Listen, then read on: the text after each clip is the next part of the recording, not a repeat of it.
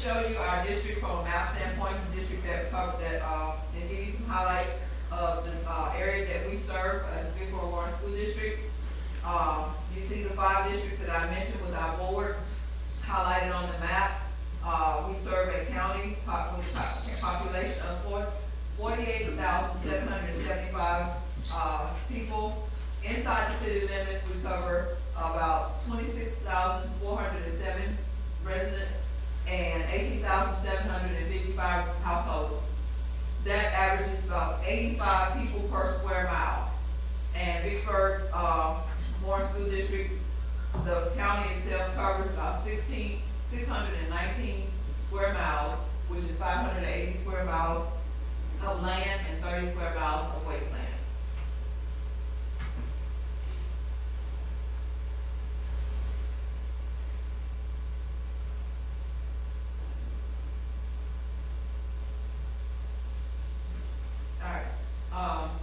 Mission statement for the Vicksburg Warren School District.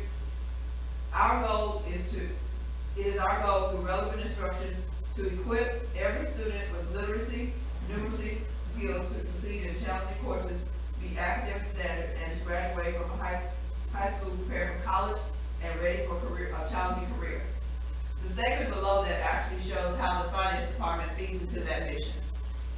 Our mission from the finance department is to provide an environment of financial stability with a solid internal controls in order to provide sufficient resources to our students, teachers, and administrators for the advancement of instruction.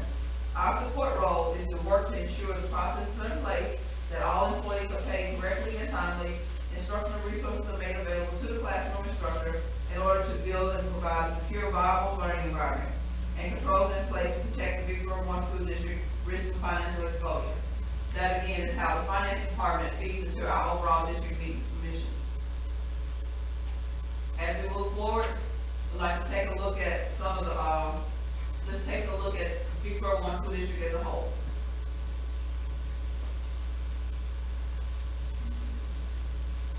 Total estimated students for the Vicksburg Warren School District is approximately 7,445,000 students. We have a total of estimated number of teachers and professional staff of 628. We have 171 educational assistants. We have 32 building administrators that include principals and assistant principals. We have 330 teachers with advanced degrees in our district currently. Our total estimated high school students right now is approximately 2,000. We serve this Vicksburg Warren School District. We serve approximately 46,768 citizens in Warren County, and 88% of the school-age students in Warren County attend Vicksburg Warren School District. That's just to give you a glance at Vicksburg Warren School District as a whole. All right. Continuing to look at Vicksburg Warren School District, our 4-year graduation rate continues to improve. We show a 21.5% increase in 2013.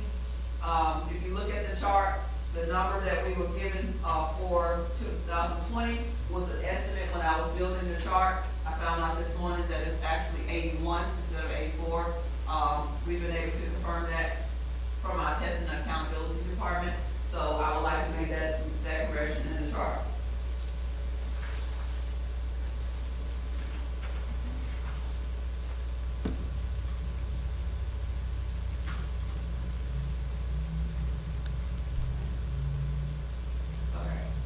Some fiscal impacts of Vicksburg Warren School District to our area. Some of the successes that Vicksburg Warren School District can claim is we tend to foster higher property values in this area. We directly employ about 1,200 people, which makes us the 3rd largest employer in Warren County. We've actually paid on an average of $3.9 million monthly in payroll, which equated to about $46.8 million annually. We pay on an average of $1.43 million to our vendors and about $17 million annually. And we've recently invested in our district with $145 million in construction projects. And we were also the first district to do new markets funding of $17 million for K-12.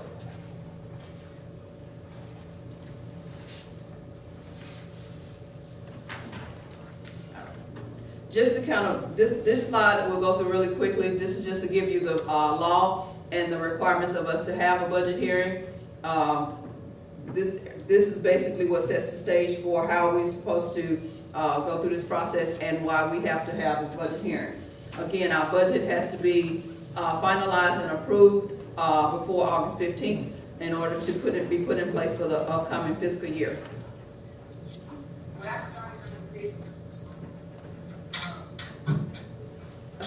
So, when we're developing our budget, we do what we call a simplified budget development process. We determine the board's budgeting guidelines based on their policies and principles. We look at a strategic plan on how to identify those priorities. We look at other stakeholders in the budgeting process. That's our community involvement, our students, our faculty. We look at the overall picture of Vicksburg 1 School District. We determine our board and superintendent's action regarding recommendations. We present where we are now, a final proposed budget to the public, and then next week the board will adopt a budget.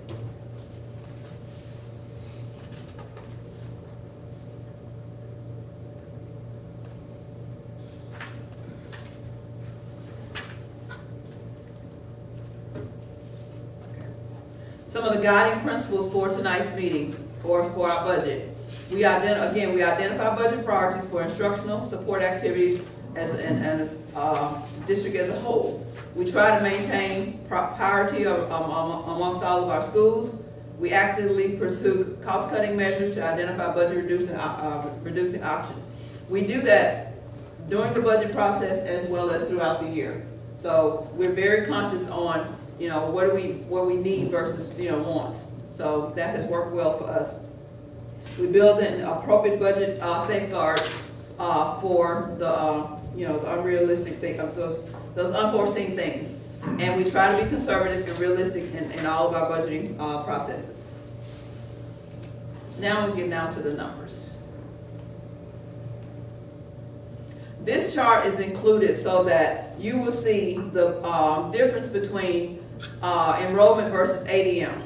And another chart may be a little hard to see, but you'll see from FY14 all the way to FY20, we have had we are now at an average daily membership of 7,453 students.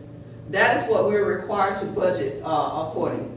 We have to budget at that level, although we only get funding at ADA. So ADA is at 6,836 students. So if you look at the difference in those two numbers, we're actually making preparations and planning and creating budgets for 616 more students than we're actually expecting to get funding for. Now, I will say that the Lieutenant Governor is petitioning, and I know several legislators for this upcoming COVID because of ADA. They are looking towards an ADM, which is, to put it in regular terms, you got 500 people on your football team, you gotta have 500 helmets. The way ADA works is if 10% of them don't show up for every practice, they cut that 10% of your money, and you still have to pay for the helmet. So hopefully what happens is we'll get a waiver around ADM, for ADM this upcoming school year. Yes, and as we progress through, I'll show you the impact of that on our MAP funding.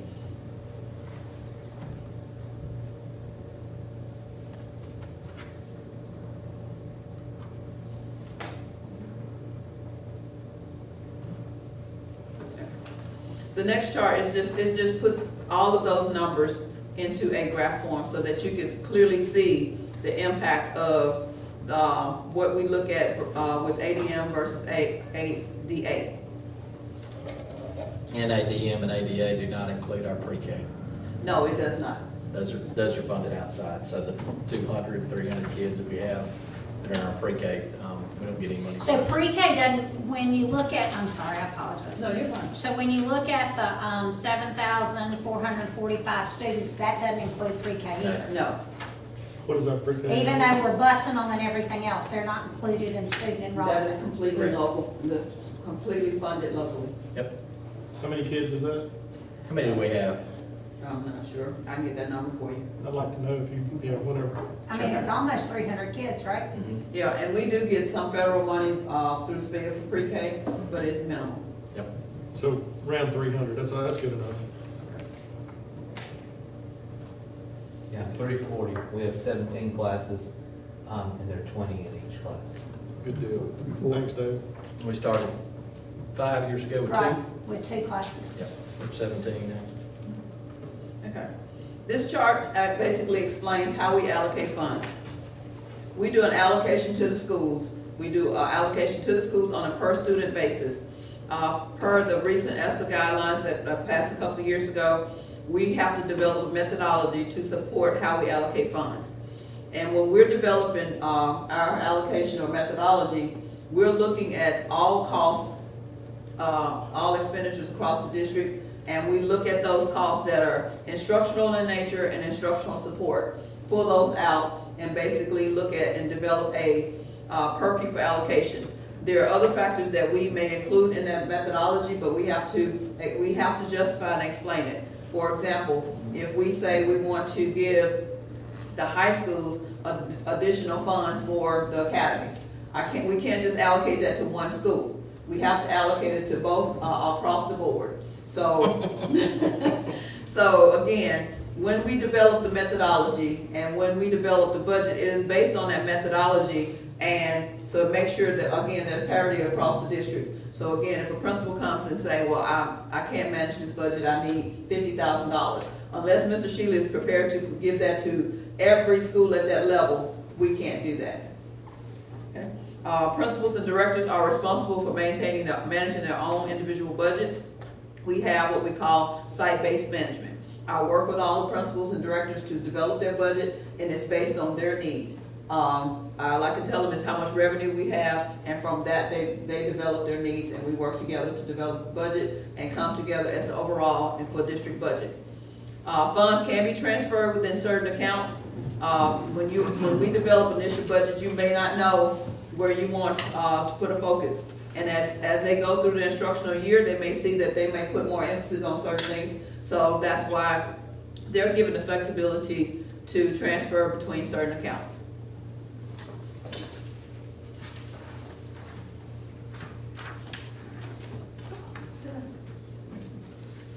I think I just messed up Wade.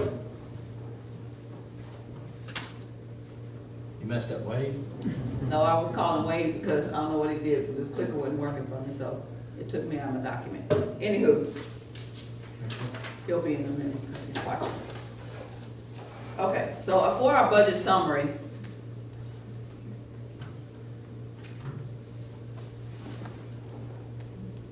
can we get it back?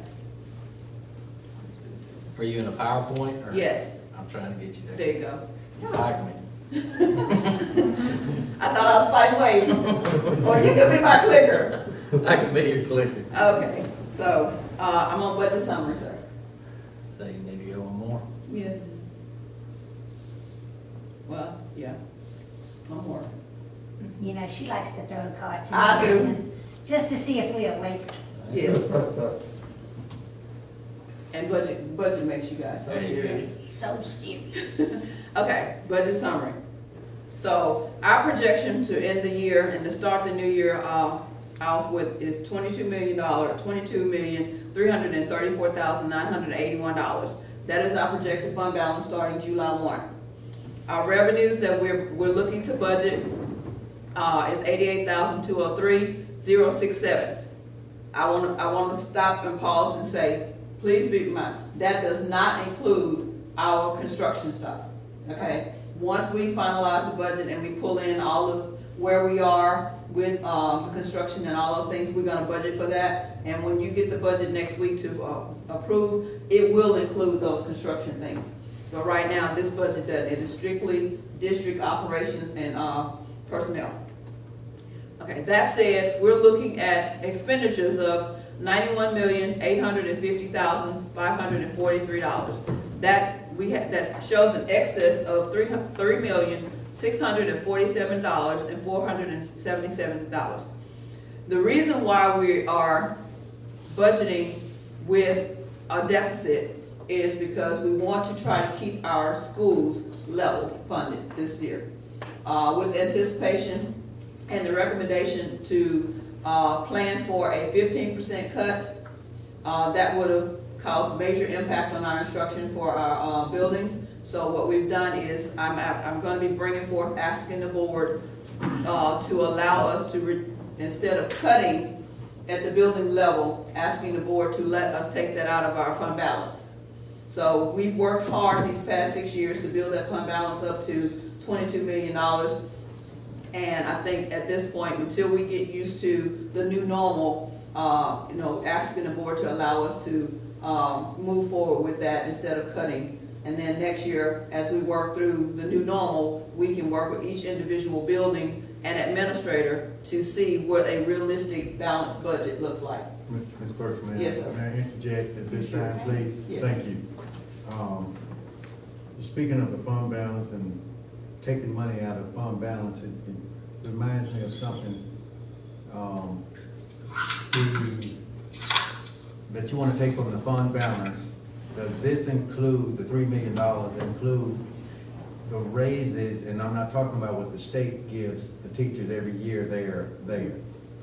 The raises that we allot and give to the teachers. Yes, the board did vote last year to do a across-the-board district-wide raise. At that point, that has already been reflected, that one-time charge has already been reflected in our budget. We do have what we call step, but that was, that's always been a part of our budget, a step raise for the employees. One of the things, I'm sorry, go ahead. Thank you. Please, because I'm I'm older than you. Go ahead. So- Bye, Dave. So, where I'm going is, we have the money this year in our fund balance. Yes, sir. Which is like a rainy day fund. Yes, sir. Okay. Which the teachers are not gonna get a raise from the rainy day fund over there. I get all of that. So, next year, we need to be looking at freezing those sort of things, because if we keep dipping in our rainy day fund, we won't have a fund, we're gonna have a crying fund instead of a rainy day fund. Am I correct? Yes, sir. Again, that is a decision that the board makes. However, like I said, we try to work throughout the year to be very conscious. So when we come before the board, we've already looked at those things. We've already they've made the hard decisions on what needs to be cut. So I agree, next year, we cannot keep functioning at this level if our revenue stream has not normalized. Right. Well, and there's $100 million or better worth of funds that are being distributed from MDE. We've budgeted with none of those. We did that because that's a mystery number at this point, and it didn't make any sense for us to even speculate. But just to be honest with you, one of the budgetary requirements within that was $2.some-odd million worth of planned technology upgrades that we know straight out of the gate CARES is going to give us. And based on our size, if I had to make just a blanket guess, it's going to be just shy of probably several $1 million we'll get. So we budgeted to spend our own money, but you feel that Correct. there's some coming to reimburse? There are, and in Okay. addition, there were some, and again, we're banking on the one-time funds for some of the CARES to fill in these holes. So yes and no. I think if it does become an extended deficit to the economy, we'll definitely be looking at cuts. This first, we know we're getting an infusion of money. We didn't want to take programs away from kids at this point, but our hopes are that the economy will, once everything gets back to normal, those same revenues that we were receiving prior to will begin to come back in. But we know there are obviously going to be long-term effects of this, and we have no idea what it's going to be. Yes, and just to be, just to put it out there, I budget very conservatively. The only part of CARES that I know for a fact that have been allocated is $2.7 million on the federal side. That is included in this budget, but there's a lot of unknowns from a revenue source that I cannot anticipate. So, Sally and I talked earlier, with the casinos being down, I'm looking at, I basically budgeted very conservatively. We will not receive $600,000 from the casinos. So I budgeted to reflect those things that I anticipate us not being able to get. Yeah, so- we can't spend money we know we're not gonna Right. get. We got $1 last month. Yeah, and the other part is, you know, if we don't know the unknowns of games and playoffs, so I've had to cut the athletic, budget based on, you know, game revenue. The other part is, this was the worst year to do our depository, but that's what happened, and we went from Percentages went up. we went from a one point something percent to 0.1%. Yeah. So that's a huge break, I mean, that's a huge jump in those revenue streams, so, because of the unknowns, I looked across the board and I cut everywhere I could anticipate that we would not get our full funding. And like she said, we may end up getting those things, but right now, I would rather come to you in a conservative manner versus saying, I expect us to get those things. So, on the MEP funding, and again, I know it's hypothetical, but, your conservative view, let's say it's between 10 and 15%. Yes, we've been How much of a recommended hit? to, we've How been much of a- recommended to, budget from a state standpoint of 15% reduction. So how much of a hit does that look for us? I'll actually show that. Oh, okay, oh, I'm jumping the gun. Yes. I apologize. Shakita, and this will be a dumb question, because you know I always get sidetracked on some of these kind of things. All right, the 22 million in the fund balance includes the 5%, 7% we have to have in the checking account Yes. at the end of every year. Yes. So spending the 36 million, 3,600 million, that still puts us well within our Yes, range of because- what has to be in the Yes, checking the account at board- the the end of the board, month, You end know, of the we, year. yeah, we talk Okay. about it, and basically, to keep us where we need to be, to make sure we cover all operations, Right. and that includes anything we need to front load, that's a $7.5 million number. We're well above that. Right, okay. So even with the reduction, that still leaves us at $18.7 million. So we're still over twice what we need to have? Yes, ma'am. Okay, thank you. And oddly enough, I mean, this, in Hines Community College, we're doing, you know, all boards are having to make Oh, yeah. good, big guessing numbers. Not just boards, every business Sure. in the community's having to make them. That's right. You don't wanna know what I lost in revenue last year. Last month. I got one of them too. I know. I mean, one It's of been them. bad. Okay, I'm gonna try to speed this up, because I don't want to make you guys late for your, because I'm gonna have room for questions. Okay, you gonna be my clicker? Oh, yeah, I'm sorry. Okay, these are just some of the things that, in addition to the normal budget, these are things that the principals have assessed that they need, that's included in that 3.6. So this is some of the things that, once you approve the budget, you'll be approving us moving forward with those things. And again, from a personnel standpoint, personnel operations, we are looking at an increase in our property and liability insurance premiums. That's gonna be a significant hit. So, you know, again, I bring that to you so you'll know that that's one of those things that's outside of our normal operations, that's gonna be a one-time hit for us in the upcoming year. Hopefully we can work this out where we can start trying to bring that back down, but based on the number of payouts that we've had, and versus what we paid in premiums, they had to increase our premiums. The next one is 5 new positions. Ms. Burks, Yes, may I stop you, please? yes, We just talked about decrease in funding, yes. and they're asking for 5 new positions. Some of it based on, enrollment. Some of it is based on, increase in enrollments. At those When you say levels. some, you saying 1, 2, or 5? I can't tell you, I don't know right now because it's based on my sheet. Yes, And ma'am. that number is on my spreadsheet, but I can get that to you. Yes, ma'am, because, I mean, we're gonna decrease, there's no sense in adding to the pie if you don't have the money. We're gonna have to tough up on what we're doing, in my opinion, and go with what we're doing. But anyway, go ahead, that's baffling to me. All right, and you're gonna probably have to see some more backwards. Transportation is saying, is requesting another service truck, and they were asking that they be able to use their EF buildings and bus money to purchase 3 new air-conditioned buses. Which we've done we've been doing that on a roll for the last, 7 years, 6 years, we've been buying new buses every year. Yes, ma'am. So that's not, we've been prepared. And they're all for air that. conditioned, we Right. replace them. Yes. We're prepared for that. And That's what- in all honesty, unless we're planning to do some major reform of our transportation, we're gonna have to be looking at recycling buses as, because we still got buses on the road, that's 1990. Right. They're nice, those buses are nice, the air conditioning, but I'm riding them on. Okay, all right, next. Did you get your CDL license that you can? Our testing and accountability team is asking for what they call a data integrated software that helps them with student data and getting that out to parents and administrators. From a school operations, we've had one school to ask for an extra security guard during the day, and Beechwood has asked for a postage machine. Instead of having everybody come over to the central office to do their postage, he's asking to have a postage machine in his building. Is he generating some funds for that? I'm just asking. No, sir. Okay.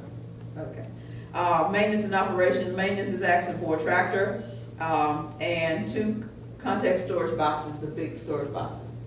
Does anybody understand that the funds are being decreased? I'm just You gonna ask me asking. this on camera, Maybe they haven't been watching TV. huh? Okay.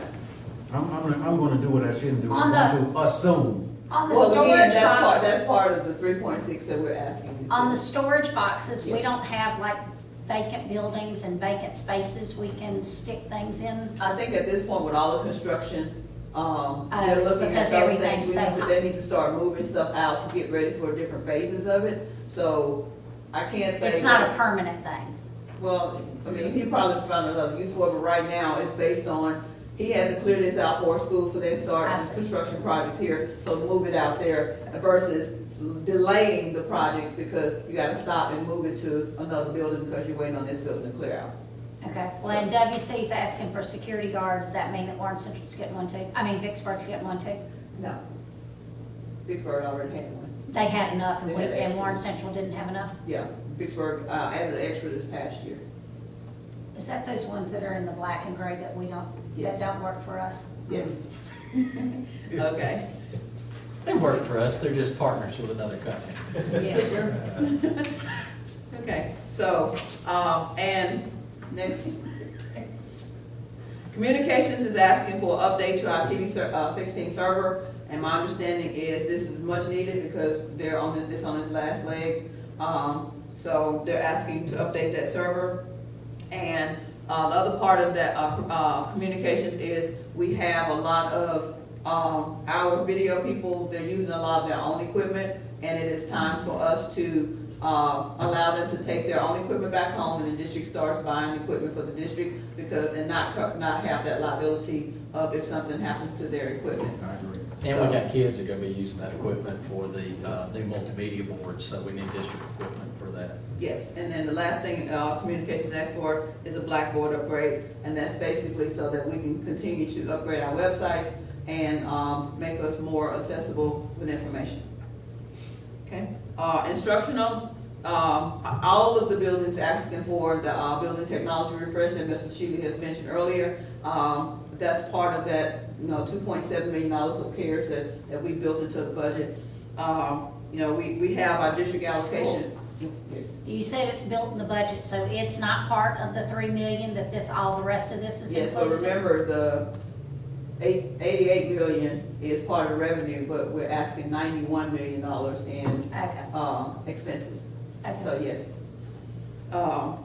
We have a small allocation that we're responsible for going into this upcoming year as part of the Energy Academy. Warrenton is, I think, Spade or someone is giving Warrenton a pre-K class, so they're gonna need a pre-K class set up. And Redwood is asking for class furniture for first, second, and third grade. So pre-K setup, does that include a teacher? Yes. That was And one, an that was assistant. one. That was Teach one of them the on others. the top. Okay, okay. Two of the five. Yeah, those, so That was it's two two. of the five. That's two, Mr. Shi.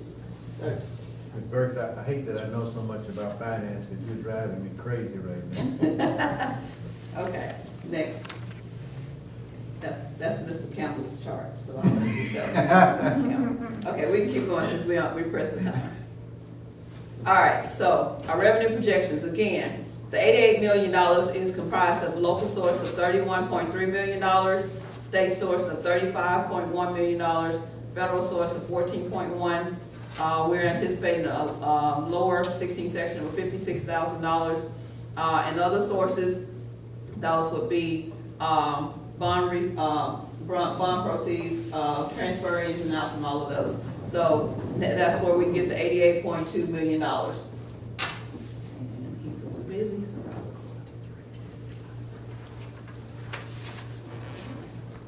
Punchy, Chad. Oh, I'm sorry.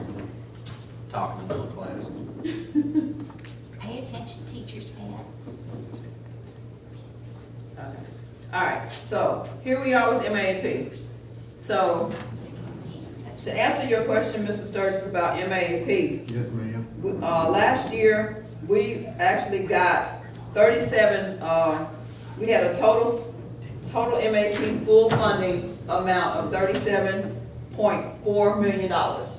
If you look at the blue on the chart, that is a full funding amount. This year, we will be looking at a full funding amount of $38.2 million.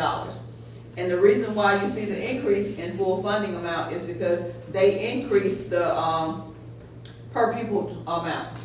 That actually went up to include what they projected as teacher pay raises. So when you look at the MAP formula, those are some of the things that they kind of highlighted in as far as in their calculation, and then the per pupil amount went up. So that's why we're seeing. That's the ones they already got, not the Yes. future ones. Yes, the one they've already got. Okay. Yes.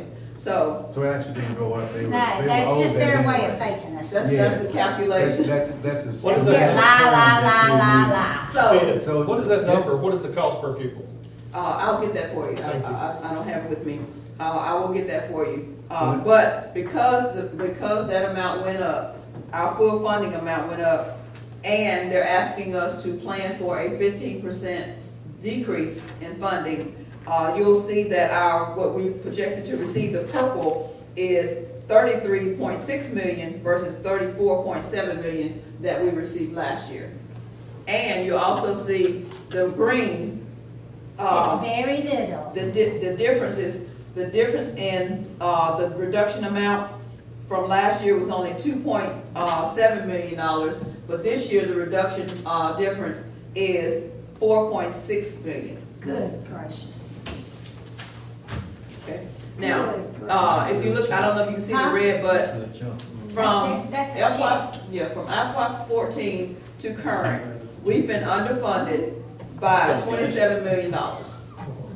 When you compare full funding to what we've actually received, Say that again, I was talking. since 2014, we've been underfunded, but based on the full funding method, about $27 million. For that state funding? Yes, that's MAP. Okay, That's what the law requires us to get. We have, yeah. she, Nope. okay, you can click twice. Okay, now, this is, my chart got mixed up, okay.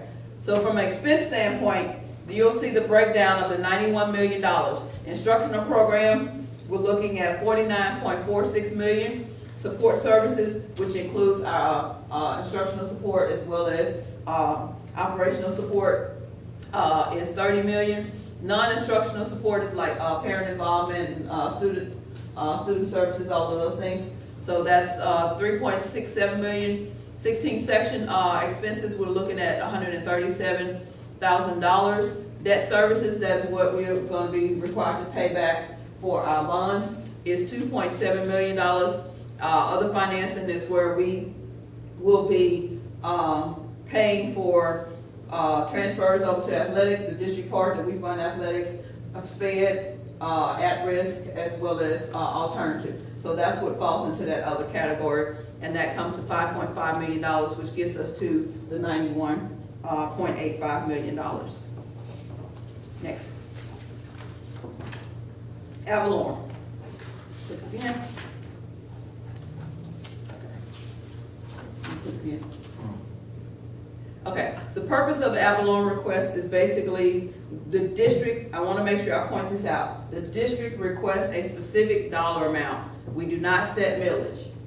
So based on our needs assessment, we calculate a dollar amount, and I'll also show you that on the next chart. We calculate a dollar amount and we do a formal request. I will put together a resolution for the board to sign next week, asking for a specific amount. However, we do not set millage. That millage is based on what is presented forward in our Board of Supervisors decide. Also, that millage rate can be higher or lower based on assessment of value and homestead exemption. Now, go to the next chart. This is our attempt to determine or try to factor in to see what impact our request will have on millage. So Can based you on. make that bigger? I can't see it. I'll just get up. I think it's just. I can't see it on that piece of paper either. Yeah. Is yours big Yeah. enough? Yes. Okay. From that picture. I got a big piece of paper. Okay, so, you good. Anyway, that chart basically shows our impact on what we're trying to assess our impact on millage. Since we're already at 55 mil, we should not have any impact on mills unless our assessed valuation goes down, which means we still won't have impact on mills. It's just that we'll just end up getting more for our millage at that point. So I think from an operational standpoint, we are capped, and we will not be asking for any additional millage at that point, so. We've gotten the max increase in standard of living we can ever get, right? Yes, unless you're gonna do a referendum and go vote. Correct. Alright, so, and also, debt service, that is based on actual debt that we have on the book, and that's not capped. Okay, so this just shows how to calculate our millage and the impact of what it would cost you for $1,000 based on our current millage. So, keep going. And we want to thank one of our supervisors for being here. Yes. I believe that's the first time I've seen that since I've been a superintendent. Thank you so much. Thank you so much. Okay. Next.